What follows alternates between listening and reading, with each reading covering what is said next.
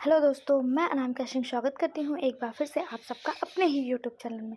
Friends, जैसा कि मैंने आप सबसे वादा किया था कि सीटेट का एग्ज़ाम आ गया है, जिसका सिलेबस हमने डिस्कस किया था। आज हम उसके कुछ इंपॉर्टेंट क्वेश्चन को देखेंगे, जिसमें से आज का जो हमारा सब्जेक्ट है वो चाइल्ड डेवलपमेंट एंड पेडोलॉजी है, जिसे आप CDP के नाम से जानते हैं। तो इसमें आज हम वन लाइनर क्वेश्चन देखेंगे जो मोस्ट इम्पॉर्टेंट हैं। उम्मीद है आपको वीडियो पसंद आएगा। चैनल को लाइक, शेयर और सब्सक्राइब करिएगा।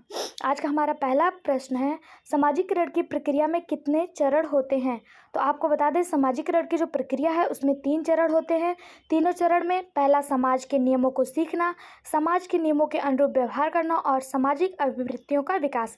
यह सामाजिकरण की प्रक्रिया के 3 चरण हैं। फिर है, शिशु के मस्तिष्क का वजन कितना होता है? तो शिशु के जो मस्तिष्क का वजन होता है वो 350 ग्राम होता है। स्वस्थ मनुष्य के मस्तिष्क का वजन कितना होता है? 1400 ग्राम। स्वस्थ जो मनुष्य होता है उसके मस्तिष्क का जो वजन होता है वो 1400 ग्राम होता है। 6 माह में बालक का वजन लगभग कितना हो जाता है? तो 6 माह में बालक का वजन जन्म के समय के वजन का दोगुना हो जाता है। जब बालक 6 माह का होता है तो उसका जो वजन होता है जब वो जन्म लेता है उसका दोगुना हो जाता है। 1 वर्ष के बालक का वजन कितना हो जाता है? 1 वर्ष के बालक का वजन जब उसका जन्म होता है, जन्म के बाद 6 महीने का होता है तो दोगुना हो जाता है। जब वह 1 वर्ष का हो जाता है तो वह 3 गुना उसका वजन हो जाता है। जन्म के समय किसकी लंबाई अधिक होती है? तो जन्म के समय जो लड़के होते हैं उनकी लंबाई लड़कियों की तुलना में थोड़ा अधिक होती है, यानी कि लड़कों की लंबाई लड़कियों की लंबाई की तुलना में अधिक होती है। लड़के जो होते हैं वो लंबे होते हैं, लड़कियां थोड़ा कम लंबी होती है, ऐसा माना जाता है जन्म के समय। जन्म के समय बालक एवं बालिकाओं की लंबाई लगभग कितनी होती है? तो जो एक बालक होता है उसकी लंबाई 20 इंच होती है, जबकि वहीं बालिका की जो लंबाई होती है वो 19.5 इंच होती है, यानी 19.5 इंच होती है बालिका की। यानी गर्ल की जो लंबाई होती है वो 19.5 होती है और बॉय की लंबाई 20 इंच होती है। इसी तथ्य पर कहा जाता है कि लड़कों की लंबाई लड़कियों की तुलना में जन्म के समय थोड़ा अधिक होती है। नेक्स्ट प्रश्न है, मानव के अस्थायी दांत यानी जो दूध के दांत होते हैं वो कितने होते हैं?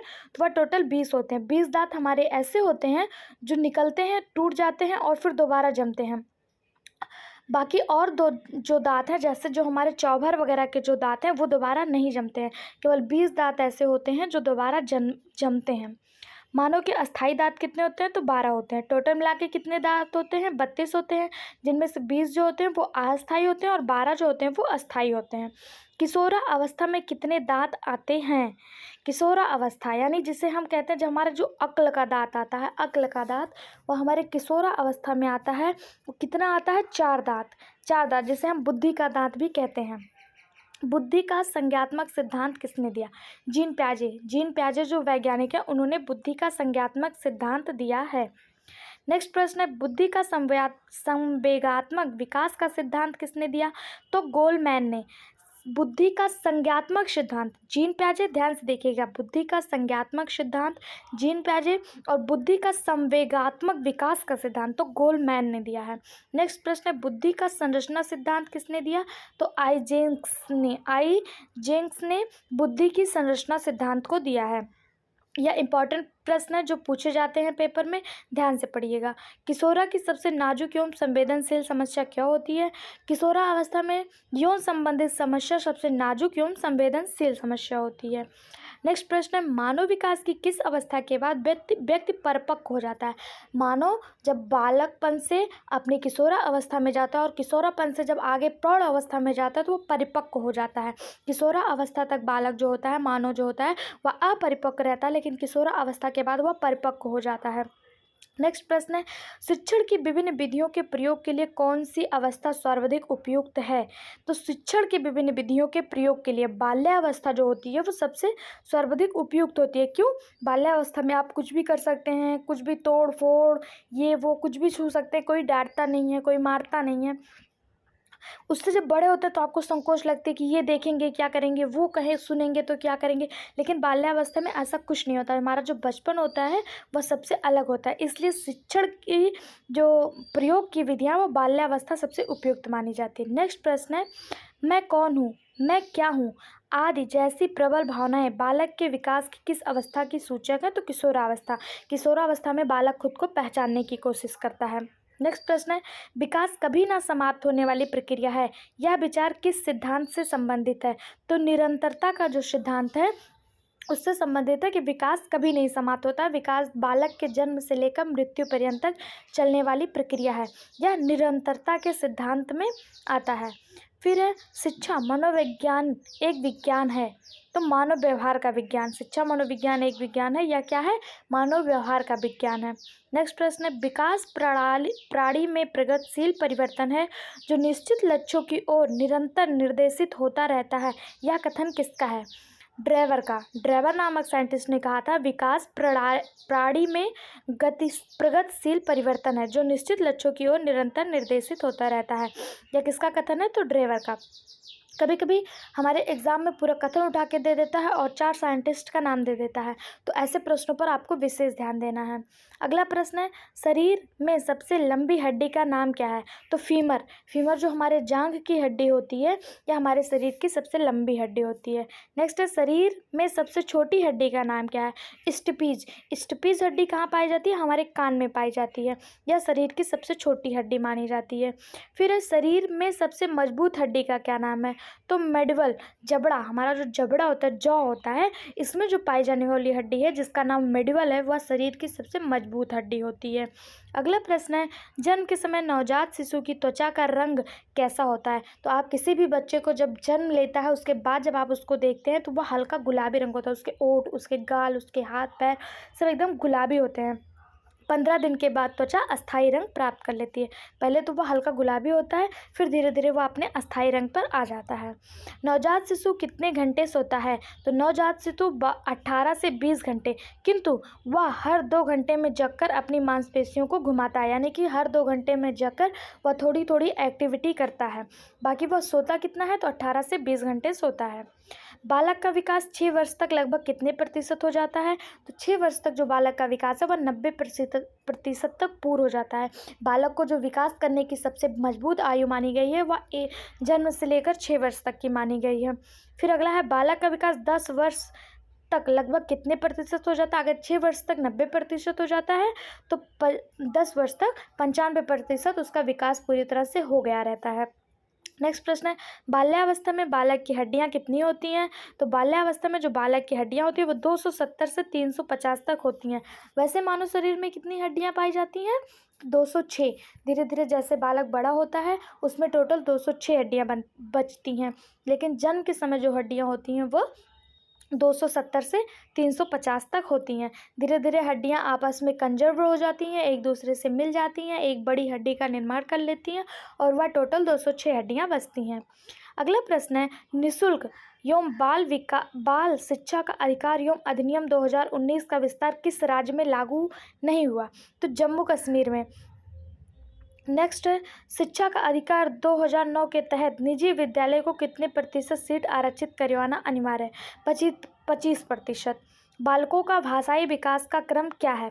तो बालकों के जो भाषाई विकास है उनका क्रम पहले रुदन करना, यानी पहले जब वो बच्चा जन्म लेता है, जब वो पैदा होता है तो पहले वो रुदन करता है, रोता है। फिर बबलाना, यानी कि थोड़ा बहुत हंसना, किसी चीज़ को देख के उछलना, वो होता है। फिर वो हाव भाव समझने की कोशिश करता है कि लोग क्या कह रहे हैं, वो ये समझने की कोशिश करता है। तो उसका जो विकास है वो पहले रोने से शुरू होता है, थोड़ा बहुत बोलने की चाहत करता है, फिर वो हाव भाव समझता है। अगला है, बालक सबसे पहले क्या बोलता है? तो बालक सबसे पहले व्यंजन ही बोलता है, स्वर नहीं बोलता, आ ई उ नहीं बोलता है। बालक सबसे पहले, अधिकतर जो बच्चे होते हैं वो सबसे पहले माँ शब्द कहते हैं, माँ एक व्यंजन होता है। अगला प्रश्न है, बालक सबसे पहले किसकी भाषा को पहचानता है? तो निश्चित सी बात है कि बालक सबसे पहले अपनी माँ की ही भाषा को पहचानेगा, क्योंकि सबसे ज़्यादा टाइम वो अपनी माँ के साथ बिताता है। तो सबसे पहले किसकी भाषा को पहचानेगा? वो अपनी माँ की भाषा को पहचानेगा। अगला प्रश्न है, बालक किस उम्र में वाक्यों द्वारा अपनी बात को कह पाता है? जब बालक 5 वर्ष की उम्र हो जाता है तो वह अपने बात को पूरी तरह से एक सेंटेंस के रूप में कहता है। उसके पहले बालक थोड़ा थोड़ा तोड़ के मोड़ के थोड़ा कहता है, थोड़ा माँ बाप खुद समझ लेते हैं, थोड़ा ही बोल पाता है। लेकिन जब वो 5 वर्ष की उम्र में हो जाता है तो वह अपनी बात को पूरी तरह से रख पाता है। अगला प्रश्न है, बच्चों को सबसे पहले भाषा का ज्ञान कहाँ से होता है? तो बच्चे का सबसे पहला विकास ही अपने परिवार से होता है। प्राथमिक विकास परिवार माना गया है, सेकेंडरी विद्यालय और समाज माना गया है। तो कोई भी भाषा का विकास हो, आचार व्यवहार का विकास हो, खाना पीना, रहना, उठना, बैठना, बोलने का तरीका, कहीं भी बच्चा का जो प्राथमिक विकास है वह उसके परिवार से ही होता है। सेकेंडरी विकास उसका स्कूल और उसका समाज माना गया है। नेक्स्ट प्रश्न है, 6वीं कक्षा में पढ़ने वाले बालक का शब्द भंडार लगभग कितना होता है? तो 6वीं कक्षा में जो बच्चे पढ़ते हैं वो बहुत ज़्यादा उनको नॉलेज नहीं होता है, लेकिन उनका जो शब्द भंडार होता है वो 50,000 शब्दों तक हो सकता है। अगला है, 10वीं कक्षा में पढ़ने वाले बालक का शब्द भंडार कितना होता है? तो 80,000 शब्दों तक होता है। फिर है, लड़का एवं लड़कियों में से किसका शब्द भंडार अधिक होता है? तो लड़कियों के पास बोलने की जो क्षमता होती है, उनका जो शब्द भंडार होता है वो लड़कों की अपेक्षा में ज़्यादा होता है। भाषा को सीखने के साधन कौन कौन से हैं? तो भाषा को सीखने के निम्न 5 साधन हैं, जिसे हम अनुकरण द्वारा यानी दोहरा कर, जो हमारे पहले गुरुकुल पद्धति में, जब गुरुकुल पद्धति हुआ करता था तो बच्चों को दोहराया जाता था, वहाँ लिखने की व्यवस्था नहीं थी, श्यामपट्ट की व्यवस्था नहीं थी, तो अनुकरण पद्धति द्वारा ही बच्चों को सिखाया जाता था। आज भी जब बच्चा बहुत छोटा होता है तो माँ बाप या परिवार का कोई सदस्य उसे दोहरा कर ही कोई चीज़ सिखाने की कोशिश करता है। तो पहला जो साधन है वो अनुकरण द्वारा है। दूसरा, खेल खेल में सीखने की विधि, यानी खेल के माध्यम से उसे कोई चीज़ सिखाई जाए। तीसरा है, कहानी सुनाकर उससे कोई चीज़ सिखाई जाए। वार्तालाप और प्रश्नोत्तरी विधि, या 5 माध्यम है भाषा को सिखाने का। फिर है, लड़कियां संकेतों द्वारा बात करना किस उम्र तक सीख जाती हैं?